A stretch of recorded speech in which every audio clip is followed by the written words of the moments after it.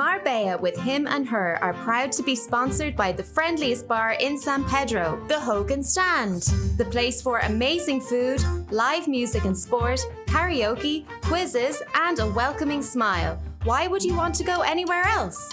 Check out their Instagram page at the Hogan Stand and at the Hogan Hackers for their golf society. This podcast may contain adult themes and strong language.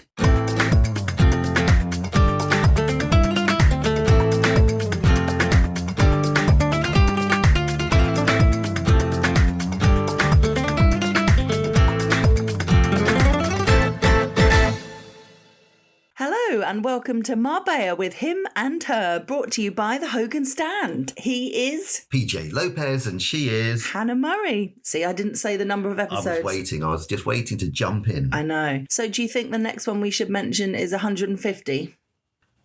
Yes. Okay. If it takes our fancy. Okay. If it tickles my fancy. Okay. What does it take to tickle your fancy? A lot. Okay. Maybe we'll keep it going to 200. Who knows? We'll keep them guessing. I'm sure they're on the edge of their seats as we talk. So last Sunday, we actually helped our friends Aoife and Maeve move, and it was a lot easier Three people. Aoife, Maeve and Move. No, it was a lot easier and quicker than we could have ever imagined. Well, they've done most of it. Well, no, it was just a couple of carloads full, wasn't it, really? Yeah, and we had to help them upstairs with 2 suitcases because the lift had broken. Yeah, that was a bit annoying, wasn't it, for them? A bit heavy. I keep meaning to ask them if it's been fixed. I assume it has. I haven't said. I hope it is. Well, they're not lugging suitcases up now. Well, no, but even so, shopping and things, that would be very Stunning annoying. property. Oh, it's gorgeous, isn't it? It's in San Pedro on the beachfront, so they were just moving from one place in San Pedro to another place in San Pedro, and we were just helping, and I was hanging up Maeve's clothes. Maeve has more clothes than Aoife, it is safe to say. Okay. Quite a lot more. And where do you fit into this? Who has more? Maeve or you? Oh, I don't know, actually. In fairness, I didn't see all of their clothes because Maeve still has high summer clothes at the other place. So it wasn't all of her stuff. So they've moved into their winter residence. Their spring residence. Oh, exactly. But it's so lovely. Looking forward to having a little barbecue and things there with them soon. If we're invited. Well, they did mention it. Well, they invited me.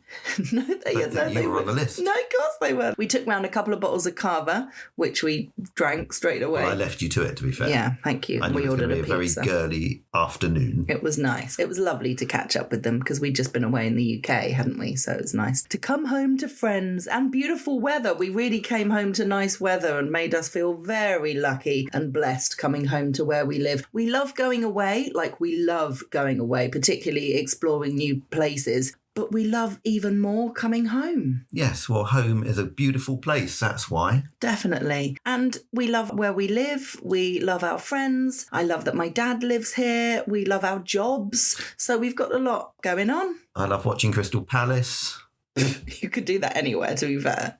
Yeah, but it's comfortable here. Okay, fair enough. We feel very lucky. And it's important to kind of be thankful and remind yourself of those things because it's very easy to take the beautiful weather for granted and the palm trees that we see every day, things like that. Very easy. And often when people come away on holiday, Nikki comes here a lot and she always says, oh, it's so nice here. It's so nice here. And it's always a reminder of, yes, it is nice here. And this is where we live. Yeah, it's one of the important things. If you have a bad day at work, you can just come home, have a stroll by the beach if that need to clear your head.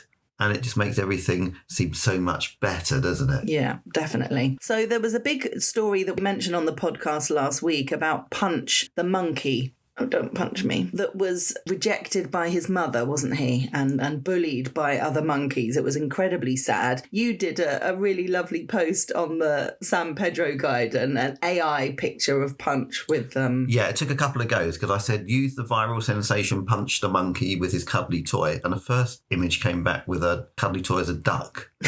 Yes, it wasn't. No, right. it has a different cuddly toy than that. So yeah, it got it right in the end and it was a lovely picture. I put it up. Most people loved it and there was lots of beautiful sort of comments on there apart from one person. Yeah, really. I mean, talk about keyboard warriors. It is funny what gets people going. Yeah, it was bizarre. I mean, it was just a light-hearted post, basically, saying that if Punch came to San Pedro, the people of San Pedro are so lovely that we'd all look after it. That's basically what it said. That was just a humorous post. It wasn't trying to blame anybody for Punch being bullied, and it wasn't trying to do anything else. But this guy... It was just talking about the nice people of San Pedro, which was perfect for the San Pedro guy. Exactly, but this guy took offence.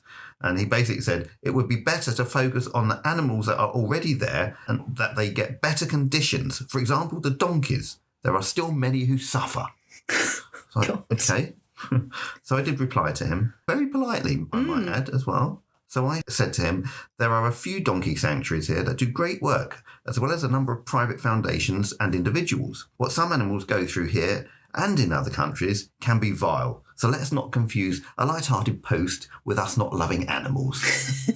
Good for you. What was his name? Call him out. No, I don't think we should. Oh, okay. We'll call him Casper because his name is Casper. That's as far as we'll go. Okay, fair enough. I mean, totally correct what he's saying about the donkey. The donkeys do have issues here. Oh, I agree. I don't agree with the donkeys in Mikas being used. No, exactly. I was going to say. And unfortunately, the more tourists go and use them to get pulled around in the town, the more they will be there. So it's twofold. It's not just, I mean, it's horrendous that they do still have them there.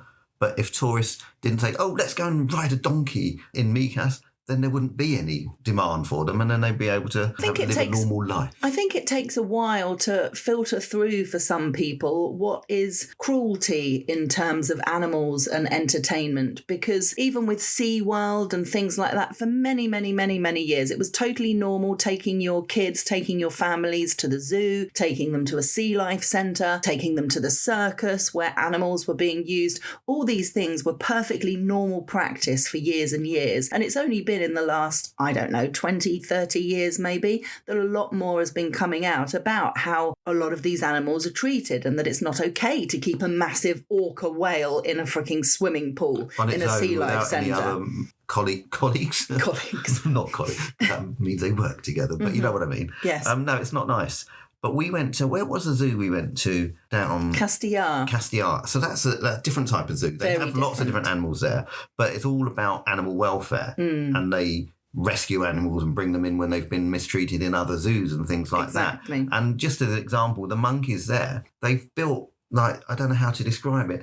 It's above all the other cages. So that it's a cage above a cage. So they can run around the whole zoo above the other animals, so they've got this freedom to just go wherever they want to go. It's really cool. Well worth looking up, Castellar Zoo. Yeah, they generally have a baby animal of some sort that they're rearing and that you can get to hold and cuddle.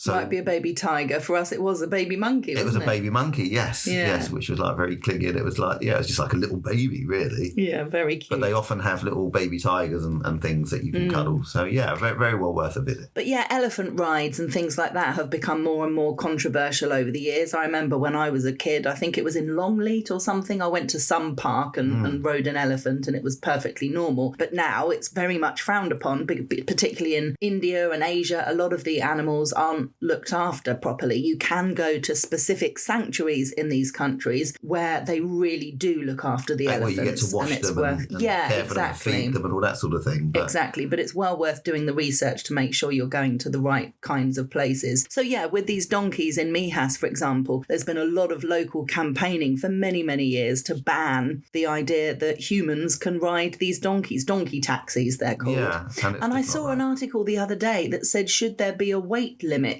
on people riding donkeys? And people went mad going, never mind the weight limit, you shouldn't be riding donkeys at all. Exactly, and it's not like it's the biggest place, it's just a tourist thing, isn't it? So it's not needed.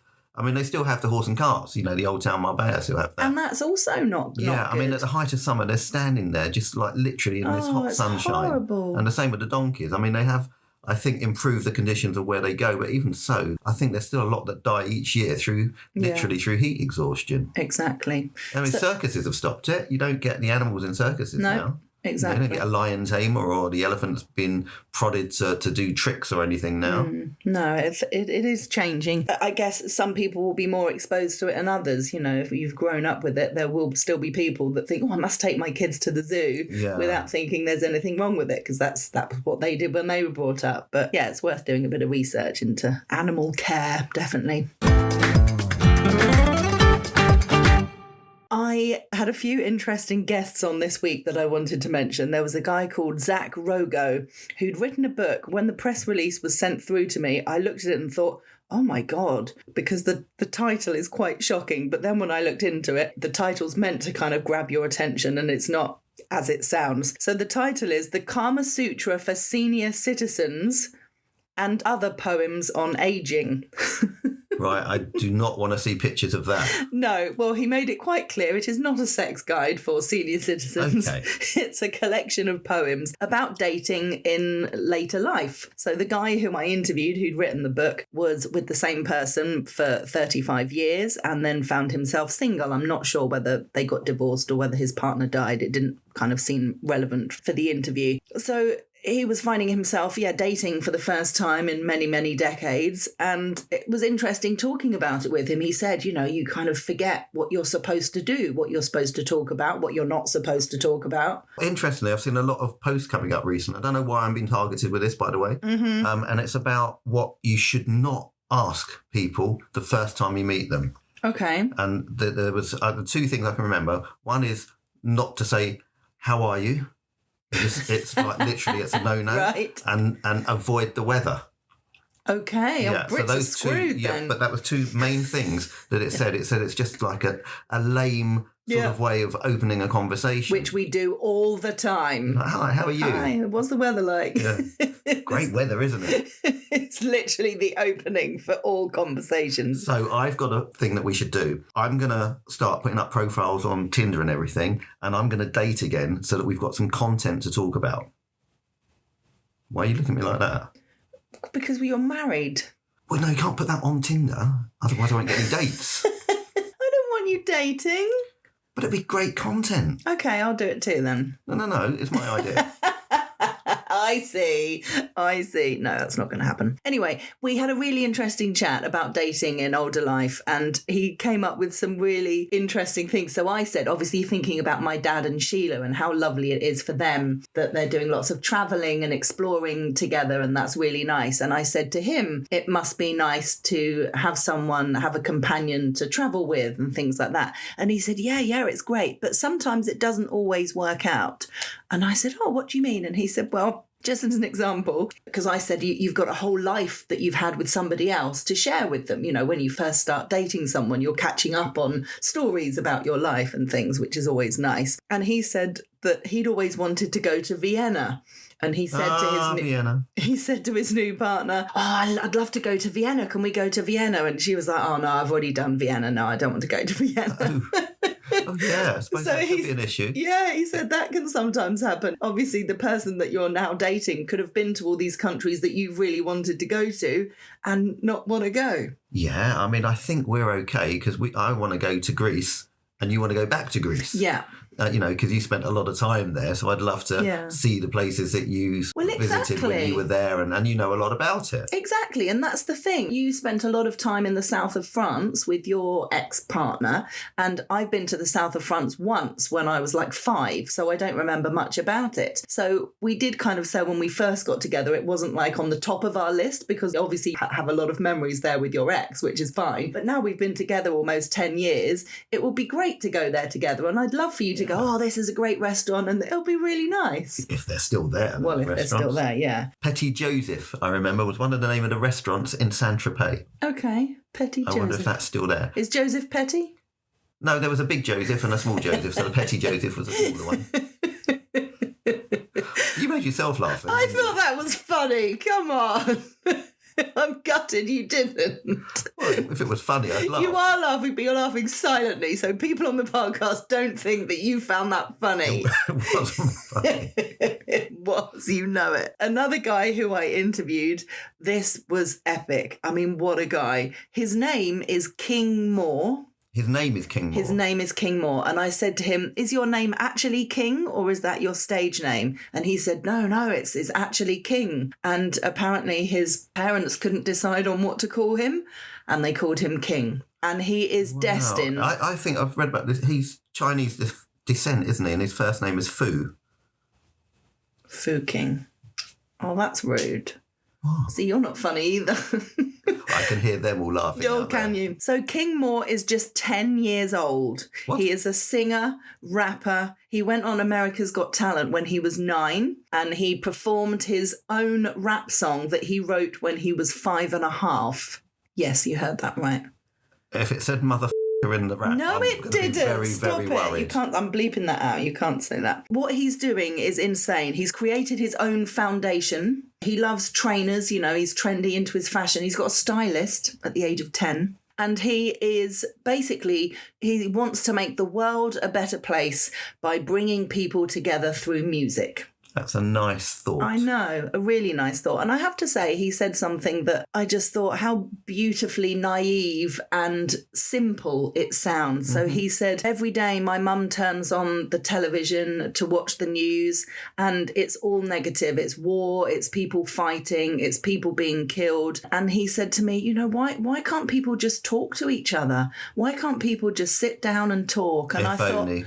I thought, oh, love him. And I said, I totally agree with you, you know, with all the interviews I do, whether it's to do with relationships falling apart, issues that you might have at work with your boss or your colleagues, friendships breaking down, family issues, anything to do with relationship breakdowns, it all comes down to communication. The advice from experts around the world, if you're going through issues with your husband or your sister or whatever, is to sit down and talk about it. It's quite simple. So for this little 10-year-old, he was like, why don't the leaders from these countries just sit down and talk about it?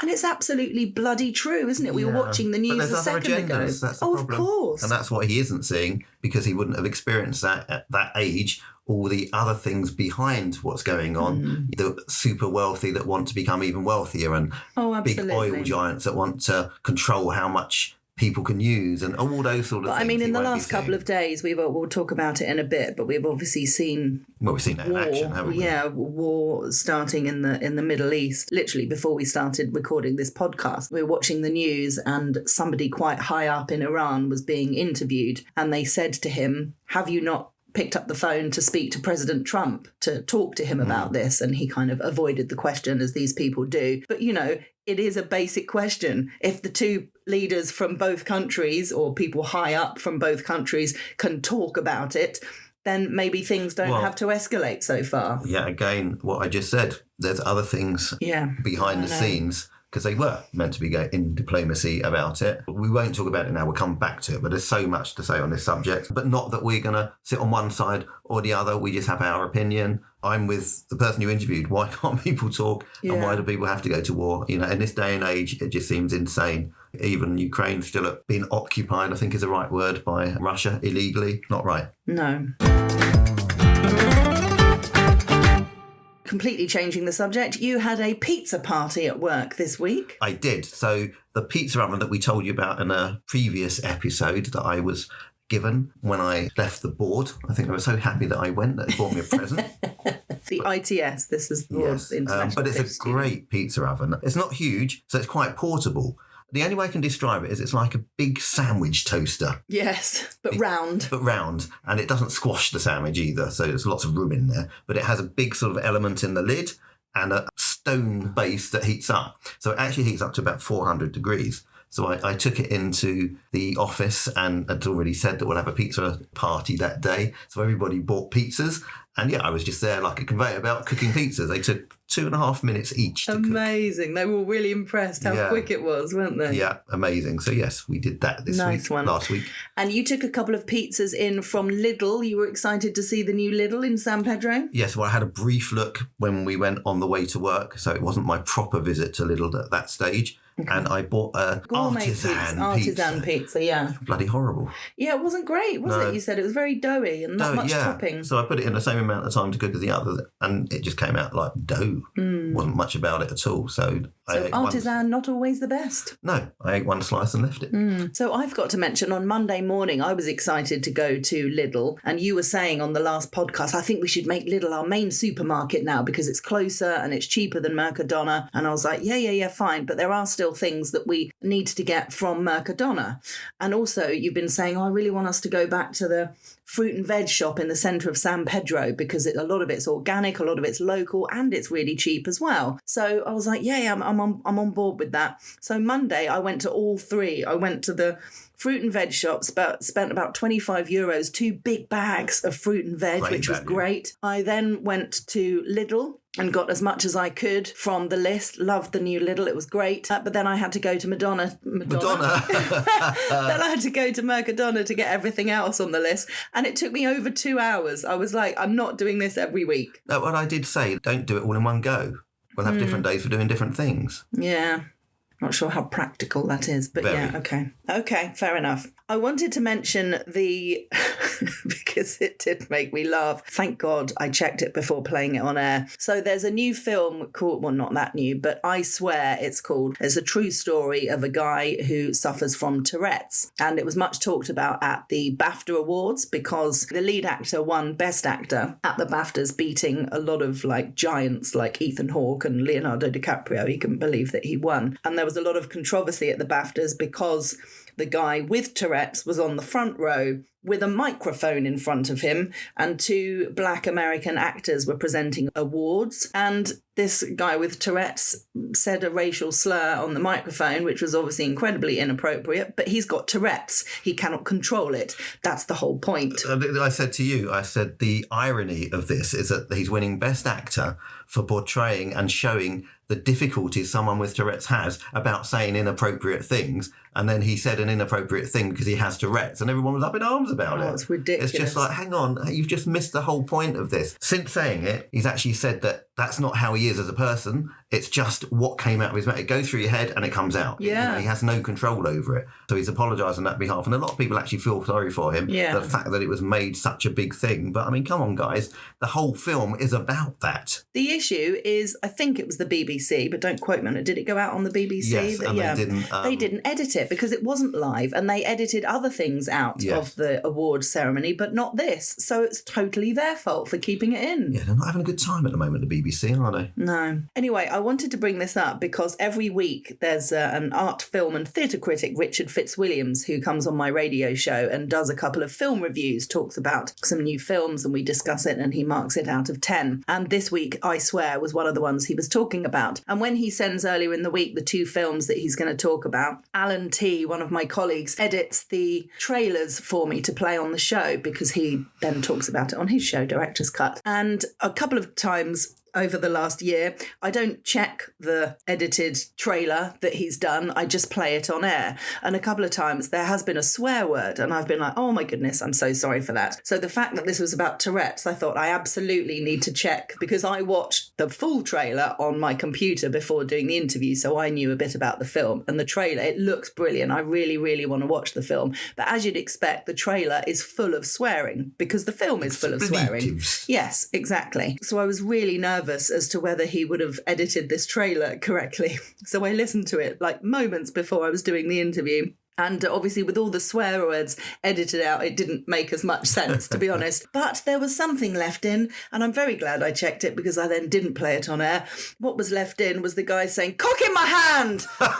really, really loudly. And I was like, oh my God, I cannot play this on the radio. So I'm glad I checked. I'm really looking forward to seeing the film. I urge you to watch it. Just from watching the trailer, I can see it's a really interesting highlight into how unbelievably embarrassing and awkward it must be to have Tourette's. And this poor guy, it is based on a true story. This poor guy's got himself into all kinds of trouble, you know, going into a nightclub and just saying something inappropriate to someone's girlfriend. And then the next minute he's involved in a fight. And you can imagine being in that situation and someone saying, mate, I didn't mean it. I've got Tourette's. After people be like, yeah, whatever, you know, oh, just awful. Really, really feel for the guy. So that's we want to watch now because I want to see Hamnet as well. Yes. I mean, that's heartbreaking. That's about when William Shakespeare lost his 11-year-old son. It's very, very sad. Okay, well, we've watched sad films before. No, I know. I'd rather watch one about swearing.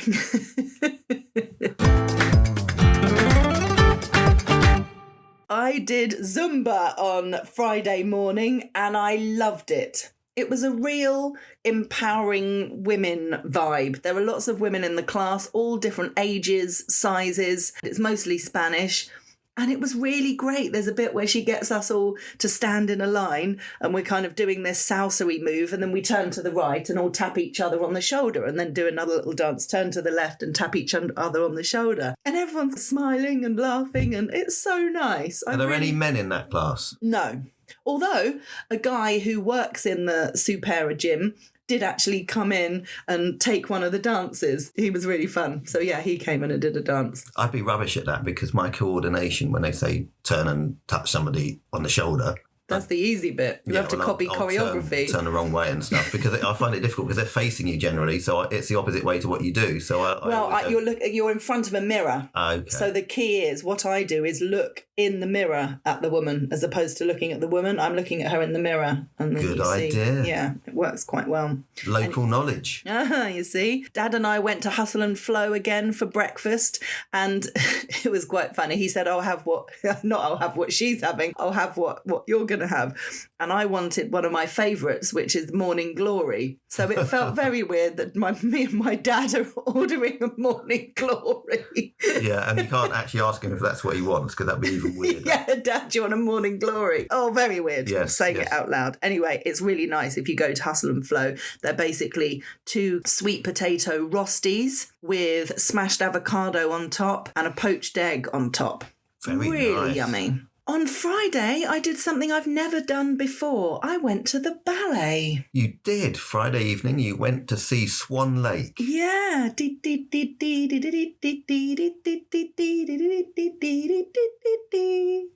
It was really good. I'm glad you enjoyed it. Yeah. It was breathtaking, I have to say. The dancing, the costumes, the music, it was really, really special. One of the big things that I was surprised about, obviously the female ballerinas wear wooden blocks in their ballet shoes to enable them to go up on point. And I can do pointy toe. No, you can't even point your toe.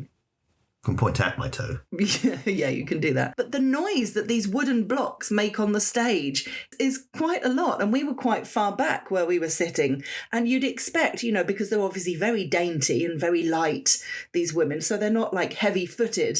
But it is clump, clump, clump, clump across the stage with the wooden blocks, which is quite funny. Well, you showed me some videos. And what I find amazing is how light their legs appear. They just flick up in the air as if it's like nothing at all. It's all so effortless. Yeah. It really is. And the guys as well. Yeah. They're jumping up and doing sort of like splits in the air. And definitely. It really is spectacular to watch. I've always felt like going to the ballet and going to the opera are 2 things that I want to do at least once. Is it too late for me to start learning ballet? Yes. Why? You can't even point your toes. And you're an age already. That's just rude. I stopped from saying your age. That's just rude. You'd get upset. Listen, it's never too late. I'm not sure I've seen an adult male ballet class for beginners anywhere, ever, but there may be one. I'll have a look. Okay, good luck with that. It's another thing for my Tinder profile. Tender. We've just been watching something. A programme. It's called Tender. It'll be something else for my Tinder profile. Yes, I'm not sure how appealing it will be for a man taking ballet lessons. Oh, no, I wouldn't say he's taking lessons. I'm an expert ballet dancer. Again, not really sure how that would come across either. They'd like to see how flexible I am. That's true. That could work. Bizarrely, I was sitting next to a Norwegian couple. Which was really nice. So I said, Norway, I've been to Norway. And I blurted out like it was the most normal thing to say in the world, my mum's ashes are in Norway. And he was like, oh, okay. And then the lights went down. I was like, I'll tell you about it later. He probably thought it was the weirdest thing. But interestingly, he and his wife lived just outside of Oslo. Most people live just outside of Oslo. I know, it's bizarre, isn't it? So they'd heard of Tunsberg that we'd been to, and I couldn't remember the name of the place where Mum's ashes were. I knew it was Lake Langen. I knew that, but I couldn't remember the name of a place. And they'd never heard of Lake Langen. So I found it on a map, and it's so close. It's like less than an hour's drive from Oslo, and they hadn't heard of it. And I thought, I'm pretty sure I know most places, certainly a lake within an hour's drive of where we live and where I've ever lived. Do you not think? Ooh, I'm not sure you would. Really? Do you know Lake Garcia? You totally made that up. I couldn't tell. So no. Anywhere else? No, I'll think of something. Okay, yeah, you'll need some time to make something up. The other thing I wanted to mention, so it was in Estepona. I thought it was in like the Palacio de Congresos, but it wasn't. It's an actual theatre. And it was an incredible theatre with proper tiered seating. My only complaint is that there was one toilet, one female toilet. That seems a bit daft. Crazy. So the queues were ridiculous. And I don't know why women take so long in the toilet. I've often wondered that, to be honest. Me too. And I've often wondered why they go in pairs. Yeah, there was a few women going in pairs. I pride myself on being in and out in less than a minute. Well done, you. Thank you. But men wouldn't go in pairs. No, men are all in together. Well, yeah, but you don't talk to each other. There's an unwritten rule. No, fair enough. Eyes straight ahead or down. Yeah, but to be honest, women who don't know each other wouldn't pee next to each other in the same way men do. Well, no. You go in with a mate. You've got to whip stuff off, haven't you? We just whip stuff out. Slightly different. In the privacy of a cubicle. Mm-hmm. I am still aching all over from doing a Pilates class with the fabulous India yesterday on a Saturday. How is India? She's good. She asked after you. You told me she didn't. I know, she didn't really. I was just seeing how excited that would make you.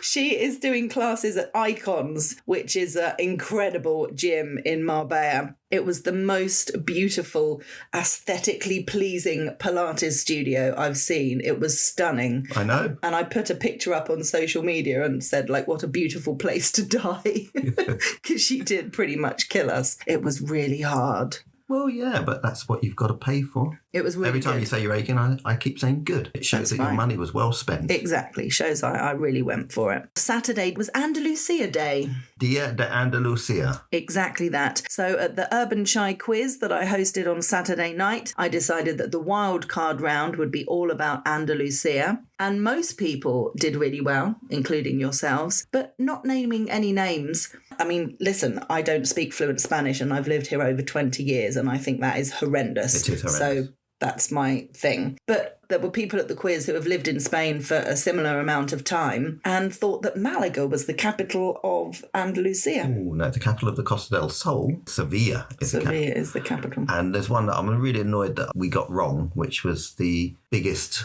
area, I think, in Andalusia or something like that. And it was Cordoba. No, it wasn't the biggest area. It was under Muslim rule. It was called Al-Andalus. Al-Andalus. Back then. And Cordoba took over Constantinople as the largest city in Europe for a time. And we should have got that because the mosquito and everything was there. So although you've got the Alhambra Palace in a few teams put Granada, yeah. But yeah, we put Granada, but it was on the tip of my tongue to say Cordoba. Well, it was interesting. And I have to say, I love the vibe there. It's always a really nice vibe at the Urban Chai quiz, isn't it? It is, yes, because it's only quizzes. I think that's a big difference. Yeah. I mean, we love the Hogan Stand quiz. It's obviously, but no, it's the quiz. But it's a different vibe because it said it only opens in the evening for the quiz. Yeah, it's nice. And there was somebody who contacted Urban Chai a few days ago asking to book 2 tables for the next quiz in March. But I don't think they're going to be able to because there's only 8 tables available and they are full with regulars every week. So I'm going to have to contact him and say, I'm really sorry. Yeah. But I'll suggest he comes to the Hogan's quiz instead. Yes, I can do that. Well, you've got to be careful now. Can't be putting out punters from one to the other. Urban Chai aren't open of an evening. That's true. So that's different. It is very different. That's okay. After we went to the quiz, we went to our friend Sandra's surprise 75th birthday. I cannot believe she's 75. She looks absolutely incredible. She looked younger than most of you. Thanks. She is amazing, Sandra. It was at Soho in Guadalmina and Paul Hull was singing, who we love, playing some great tunes. I had a really good full-on dance, didn't I? You did, especially when the Spice Girls. It was Take That. I was sitting there just kind of dancing in my chair with Audrey and then Relight My Fire started. I was off. Yeah, you did a full-on dance. It was so good. You looked like you were happy and having fun. I was. I really enjoyed myself. We had an issue, didn't we, getting an Uber on the way home. They kept cancelling on us. We really did. And we were saying we don't really know what to do about that. When you order with with Uber, if you cancel the trip, then you have to pay for it, apparently. But they can cancel as much as they like, and there's nothing that you can do about it. So we did put this order in, and it said that it was 3 minutes away. And you can see on the map, the car wasn't moving for like 6 minutes. It hadn't moved at all. So I sent a message saying, why aren't you moving? Are you on your way? And then the next minute, the car was on the move, and he was driving further and further away from us. And it was like, and then went to 5 minutes away, 6 minutes And we away, tried 8 calling minutes him, away. didn't we? Yeah, tried to call him, and he wouldn't answer the call. And then he cancelled the trip. And then eventually he cancelled. But like, what an arse. That's not fair. And then another one did it, I think, after that. And then when we did get the driver, we were talking to him, and he basically just said, look, they get a Bolt request. So Bolt is another thing like Uber. It's another taxi service, and they get more commission from that. So if they get one of those while they're coming to collect you, they cancel your trip and take that one. And that's just not right. No. I get why they're doing it. They're obviously wanting to make as much money as possible, but they must know that ethically it's not right when you've got people standing on the street. And you made a good point. They don't know how many people have ordered, and it could be a woman standing on her own late at night, constantly getting cancelled on by cab people is not okay. No, it's not at all. So yeah, if you're listening, taxi drivers, you should honour your fare. Yes, I've got something to do. So I saw this online, and I'm not sure you're going to be able to do it. Okay, here's a challenge. A challenge, yes, that's a word for it, a good word for it, a challenge. Right. So say Coca-Cola. Coca-Cola. Right, say Coca-Cola again. Coca-Cola. Now say Coca-Cola without your lips touching. Coca-Cola. Say it again. Coca-Cola. Now say it normally. Coca-Cola. And now say it without your lips touching. Coca-Cola. Okay, do you realise that your lips don't touch when you say Coca-Cola anyway? Oh, how ridiculous is that? Oh my God, how stupid do I sound? Very. Coca-Cola. They don't at all, but you feel like you can't move your tongue. That's all it is. Yeah. Coca-Cola. How ridiculous. Mm-hmm. Oh my God, that's so funny. So is that what everybody does? Yes. Some sound worse than others. You didn't sound as bad as some people. Okay. There was another one I kept trying to do, but I've tried it on about 3 or 4 people, and it never works out like it does on TikTok when I see it. I think I did it to you, and I did it to Peter last night at the quiz, and I said, Peter, they are calling you an owl. Yeah, you did it to me and I didn't. Yeah. And he said, what do you mean? And it's like, no, what you meant to say is who? And then I just laugh. You did it to me and I said, who is? And you said you're supposed to just say who. And then that's the joke. Yes. Oh, God, you need to work on jokes. Mm-hmm. From jokes to something very serious. We said we were going to mention briefly what's happening in the Middle East. Yeah, so unless you've been living in a cardboard box, you'll all know that there is a bit of a conflict going on in the Middle East, particularly in Iran initially. Donald Trump had previously said that they had annihilated the nuclear threat from Iran, and then this week said, we're bombing Iran because of the nuclear threat. I think he forgot that he said that previously. So anyway, whatever led to it, and as I said, we're not getting involved with the rights and wrongs and whatever, but it is going on. But it's opened up a much wider conflict. So Iran are now targeting places like Dubai, Abu Dhabi, Bahrain, Qatar, trying to get the US bases that are there.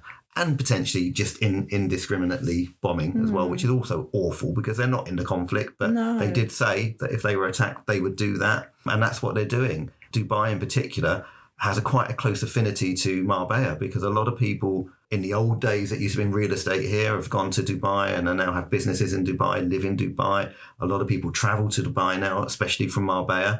And a lot of people that we listen to podcasts and things like that and influencers a lot of influence are in, and a lot of them are trapped. They can't get out because the airport is closed. The airport was hit.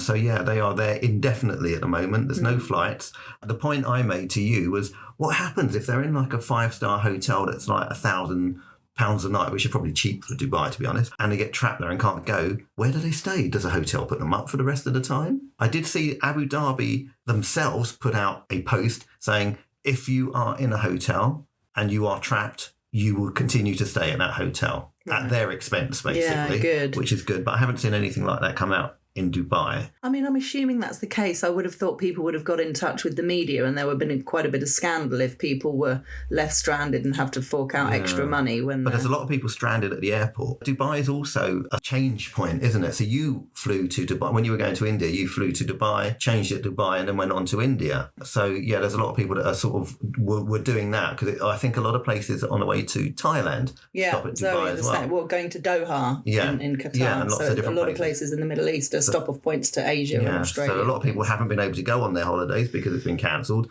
Some people are trapped there because they were in that vicinity when they were meant to be changing planes. So, it's absolute chaos, isn't it? It's terrible, isn't it? And when you think about travel, there are so many different reasons why people travel. Obviously, holidays, it can ruin people's holidays, issues to do with work, either if people are on a holiday and they need to get back to work or if they're travelling for important business meetings, things like that. But the thing that I always think of is funerals if a family member is dying or really unwell and people not being able to fly over and get to see them. That's awful. Well, we saw that during COVID. Oh, God, So and again, that was governments deciding that on our behalf. Just look at the Queen. When Philip died, she had to sit there on her own and wasn't allowed to be comforted by anybody else. Yeah. And that happened to many, many, many people all around the world, basically. Talking of around the world, I think we should just give a bit of a shout out to this year's Sisterhood. Oh, yes. It was a year ago that I went off on my trip to India, going from Chennai to Goa in a tuk-tuk. And this year's set of female founders and business women have set off as of yesterday, day before. So I'm seeing various videos coming through and it's amazing. It's bringing it all back, what it was like, the excitement, the nerves. I'm pretty sure today was quite possibly the day when they will have learned to drive the tuk-tuk, so I expect there'll be a lot of fear and anxiety and stress and tears as there was with all of us this time last year. So I wish them all the success in the world. Really looking forward to following their journey on social media. If you want to, have a look at the Sisterhood on Instagram, the Sisterhood group actually, and it's spelled SISTR Hood, Sisterhood group, and you can follow their journey on there. A few articles to mention from our collaborators at the Euro Weekly News. There was an interesting piece talking about coffee prices rising across Europe, and Spain remains one of the most affordable places to buy a cup of coffee in Europe. Depending where you go. Yes, not the cult. So you've experienced the cult. I have. I mean, I've got to say, it was packed. It was buzzy. It's a good place to go. This is on the corner in San Pedro. Yeah, so it's opposite La Fria, I suppose, just on that corner, on the opposite corner. It's a new place that's opened up. I think it's Ukrainian owned. There was a lot of Ukrainian accents, etc. Because I think it's a big thing in Ukraine is coffee culture, as it is in Bucharest. When we went, we noticed that. But the coffee was €4. So it's a little bit on the high side compared to your traditional Spanish coffee places. Orange juice was €6.50, which I thought was quite high. Yeah, I mean, a juice would normally be that, a mixture of different juices, but the orange juice is normally cheaper. But I mean, it was a nice experience. It wouldn't be a regular place to go to. It was a nice place to have a business meeting because it's nice vibe in there and it's that sort of thing. Yeah, I don't think it'd be a regular haunt, but I did put a post up about it on the San Pedro Guide. And I think Jo Hooper said, been there, a bit on the pricey side is what she said. And she felt like she should have a toy dog. A lot of dogs. But then someone in Spanish put an angry face and said, muy barato, todos, which is very cheap, all. So I don't know where she normally goes for coffee. Yeah, I don't know. What? So just to compare, I think I mentioned this on a previous podcast that I went to Pandora and had a coffee did. And 3 coffees and a croissant came to €10. So there are places to go to that's still quite buzzy to get cheaper coffee. But I'm not going to slate it. It's a nice place to go to if you can afford and if you want to. So it said in this article that this was the average price for a cappuccino in Madrid is €2 to €3. But the cheaper places, the only 2 cities that it came up cheaper, Rome, which I thought was very bizarre. We found Rome quite expensive. Well, it is very expensive in Rome. Yeah, Rome and Lisbon, apparently, the average place for a cappuccino between $1.50 and $2.50. We want to go to Lisbon. That's on our list, we really isn't it? do. We could go there just for a coffee. Yes. Next Sunday, the 8th, when we'll be recording the next podcast, is International Women's Day. There was a piece in the Euro Weekly News talking about various events happening up and down the Costa del Sol, if you'd like to find something. And I know of a Costa Women event. It's actually their 13th annual conference, which is hosted by a friend of ours, Georgina Shaw. There's lots of inspiring female speakers. So if you're looking for something to do for International Women's Day, there's quite a bit happening. To end on a piece of quirky news, which is quite a tradition in radio, there is a Madrid shop that has paid €300 for an epic public siesta. The shop is called Colours of Madrid, and it's a store that celebrates Spanish culture through designs and souvenirs. They launched a siesta campaign. The winner of the competition basically was paid €300 to have a nap in the shop window for everyone to see as they walk past. Oh, that would have been good for you. You would have been dribbling and everything. Oh, stop! You would have been snoring. I don't dribble. Oh, you do. Oh, stop! You can't Sorry, say stuff like that. That's too much. Yeah. Dribbling and farting. He's lying about all of it. I'm a lady, don't you know? We'll leave it there before he spews out other crap. It is goodbye from him. And it's, oh, hang on, there's a bit of dribble coming down. And it's goodbye from her. Stop!